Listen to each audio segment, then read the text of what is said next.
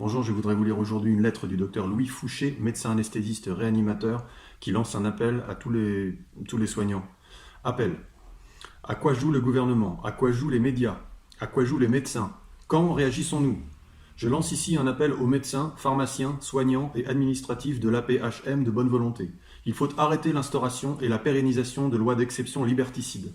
Depuis quand le gouvernement se donne-t-il le droit de décider de ce que les médecins peuvent prescrire?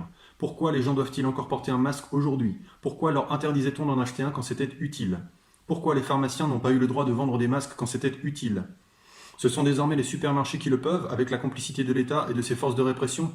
Ceux qui constatent l'écart croissant entre le réel et la narration médiatique et politique se doivent de réagir. Ceux qui savent lire et interpréter sans peur des courbes épidémiques se doivent de parler en masse et de ne pas laisser seul l'IHU dans cette bataille. Il n'y a pas de seconde vague. Nous ne sommes depuis bien longtemps plus en situation épidémique selon les définitions habituelles des standards d'épidémie pour la grippe, c'est-à-dire plus de 150 cas par jour pour 100 000 habitants. Cette définition a été changée tout bonnement pour la Covid dans un but qui nous échappe. Le réel est remplacé par une narration douteuse. Les informations diffusées par les médias sont désormais décorrélées de la réalité sanitaire. Information est écrit entre parenthèses, entre guillemets, pardon. Les courbes épidémiques sont interprétées de manière fallacieuse. L'État aurait-il modifié les seuils épidémiques habituels pour maintenir un discours alarmiste et justifier des restrictions de liberté? Les nouveaux cas sont bénins. Ils sont à la hausse du fait de l'incrémation du nombre des tests. C'est très rassurant quant à la bénignité de l'infection au final. Nous n'avons pas constaté en avril le dénominateur des cas totaux, faute de pouvoir tester comme le bon sens nous le recommandait. Aujourd'hui, nous testons de manière quasi systématique sans rapport avec une quelconque symptomatologie. Nous trouvons simplement ce que nous nous sommes interdits de voir en mars, avril et en mai, le dénominateur et la foule des cas bénins. Tous les partisans de la thèse de l'immunité collective devraient s'en réjouir. Les hospitalisations en réanimation, les hospitalisations et les décès ne font que baisser tendanciellement. Nous nous devons de sortir des polarisations politiques qu'on a voulu infliger au débat. Nous devons retourner à des arguments de bon sens, médicaux en premier, scientifiques en second.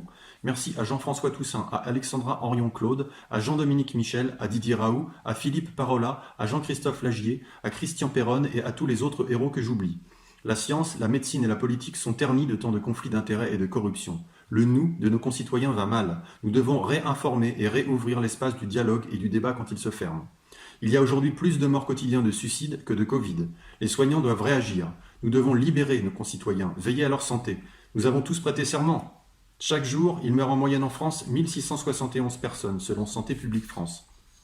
419 personnes de maladies cardiovasculaires, 460 de cancer, 110 morts de maladies respiratoires, 27 de suicides, 10 morts d'accidents de la route. Pour la Covid-19, sur les 15 premiers jours d'août, une moyenne de 8,3 morts hospitaliers par jour.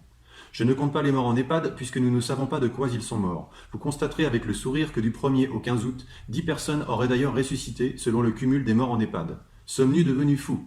Merci à tous ceux qui voudront nous rejoindre pour que l'AP-HM se réveille du mirage et agisse. Merci à tous ceux qui ne sont pas d'accord et qui voudront renouveler l'espace du débat pour une discussion courtoise et constructive. Bien confraternellement, Dr Louis Fouché, médecin anesthésiste réanimateur. Voilà, je me suis permis de lire cette lettre en espérant toucher quelques personnes. Et si cette vidéo vous a semblé utile, eh bien partagez-la et vous pouvez couper l'image parce qu'elle n'a aucun intérêt. Bonne journée, merci.